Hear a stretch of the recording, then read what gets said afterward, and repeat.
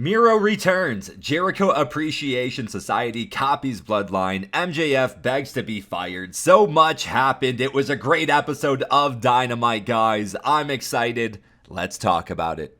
As soon as the intro hit, it just felt like we are being led into a new era of All Elite Wrestling. Check out these tunnels. Check out the stage.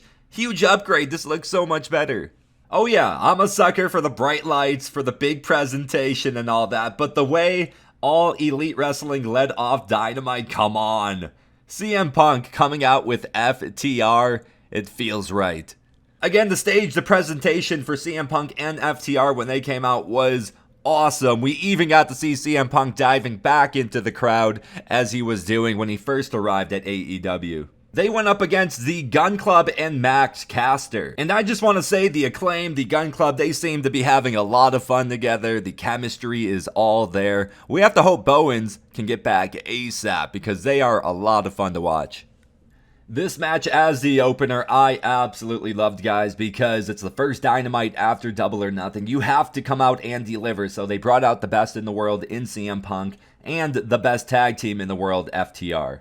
And then on the opposition side of things, the Gun Club, they showed us how athletic they can be inside of that ring. They were entertaining. We also got some really nice heel work from Billy Gunn delivering a right hook to the face of Dax. Then right after that, again behind the back of Aubrey Edwards, Bowens delivers a crutch to the face of Dax. A funny moment inside of this match, Max Caster tried to put Dax in a sharpshooter. Look at the face of CM Punk. I was laughing.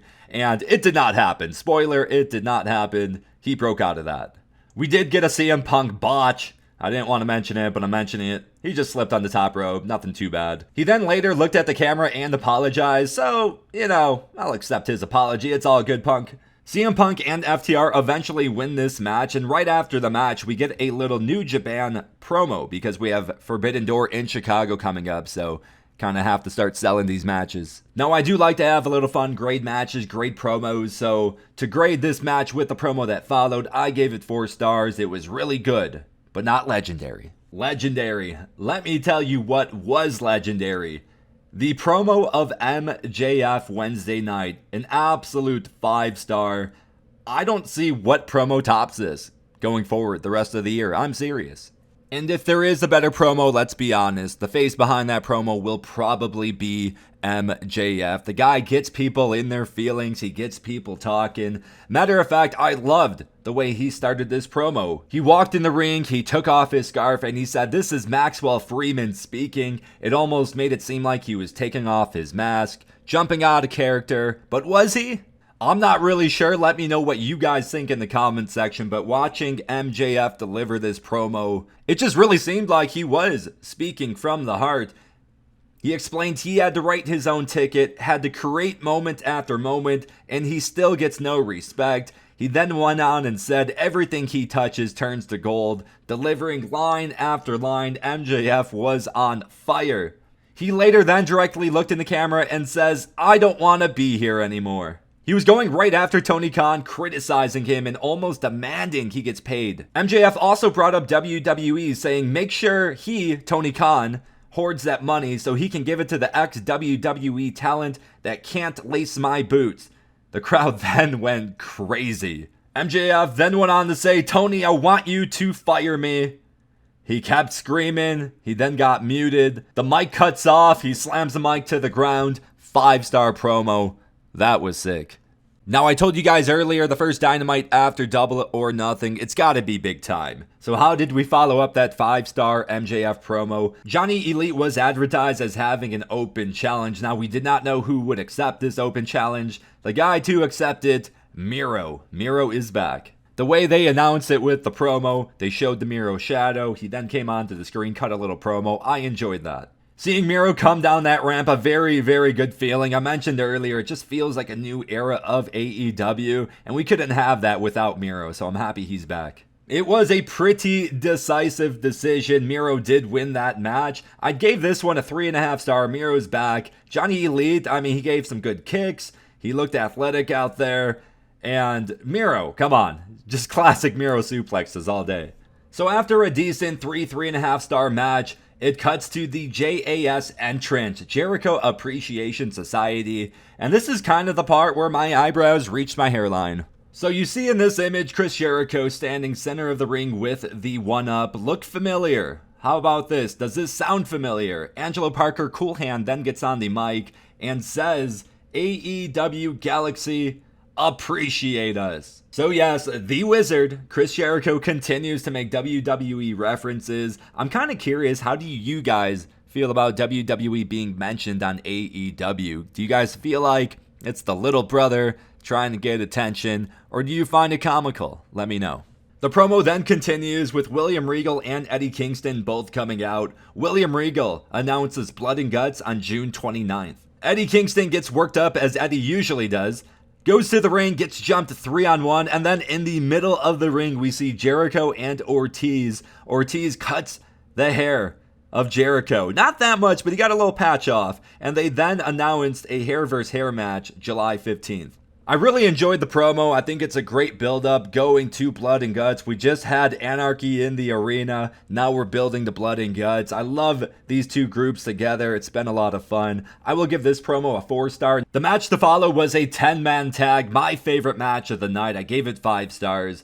And to add a little spice to the match, they did have Adam Cole on the commentary team, which I loved. Now, the match itself, like I said, 5 stars, very, very fast-paced. We had Jungle Boy popping off with Hurricane Rana's Destroyers. We had Darby continue to put his life on the line, diving through ropes, hitting stunners. We also had the two giants meet in the center of the ring at one point, Luchasaurus and Hikuleo, to face off. A great ending to this match with Matt Hardy literally deleting 4 of the 5 on the opposition. Matt Jackson pins Jungle Boy in this 5-star match. And something to note at the end of this match, Matt Hardy was comforting Jungle Boy. Christian Cage then came along and pulled Jungle Boy away from Matt Hardy. So maybe we see some problems between Christian Cage and Matt Hardy. Or what if Jungle Boy turns on Christian Cage? After this very entertaining 10-man match, we then cut to a promo. Athena is introduced and interviewed by Tony Schiavone. Shortly into the interview, here come the baddies, accompanied by Stokely. You can tell, man, Jade and Stokely on the mic, they have incredible chemistry together. Stokely is a huge signing for AEW. He fits right in. And after a little bit of trash talk, we see Anna Jay and Statlander come out to back up Athena. I gave this promo a 4-star. Again, Stokely being added to the baddies. This is going to be a lot of fun going forward. The next match was Wardlow versus J.D. Drake. You can imagine how that one went. A very decisive finish for Wardlow. Now, he did have an entrance. He's considered all elite now, so he had an actual entrance and a song. After the match, lawyer Mark Sterling comes out and serves Wardlow a class action lawsuit against him for bodily harm against all of the security guys he has powerbombed. Wardlow then powerbombs another security guy, rips up the papers, and puts those papers inside the mouth of that security guy on the ground. It was hilarious. Nothing too much to talk about as far as the match is concerned, but maybe we're getting a little rivalry set up between Tony Nese and Wardlow, and I'm here for that. Dynamite then cuts to a quick Scorpio Sky promo in which Dante Martin interrupts, and it looks like at Rampage, Scorpio Sky versus Dante Martin for the TNT Championship.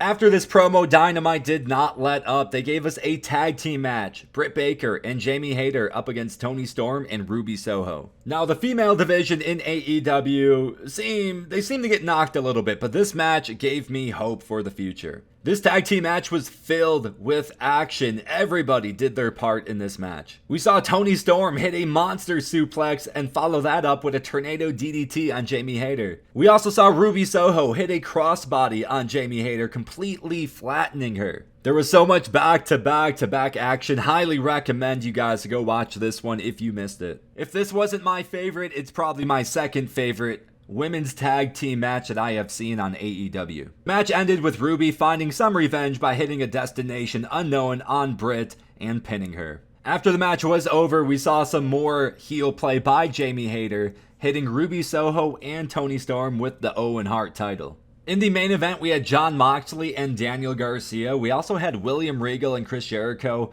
on the commentary. It was a lot of fun. I had some good laughs. They were having some verbal battles.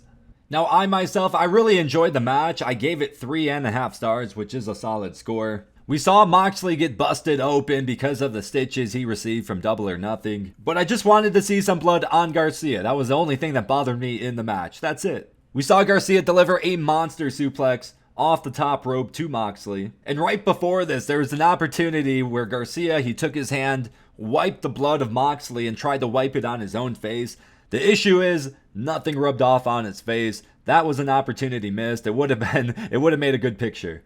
Facing somebody with the magnitude, the popularity of Jon Moxley, this was the time for Daniel Garcia to take advantage and showcase his skills. In my opinion, he took full advantage. He looked great out there, and I think this match might be setting us up for a Yuta versus Daniel Garcia down the road. Now, Daniel Garcia did look great. I think he took advantage of his opportunity given, but Moxley, it's Jon Moxley. He's just better. He beats Daniel Garcia in this match with a pin. Now, the funniest thing to this entire episode was the end of this match. Chris Jericho came running down to try and interfere.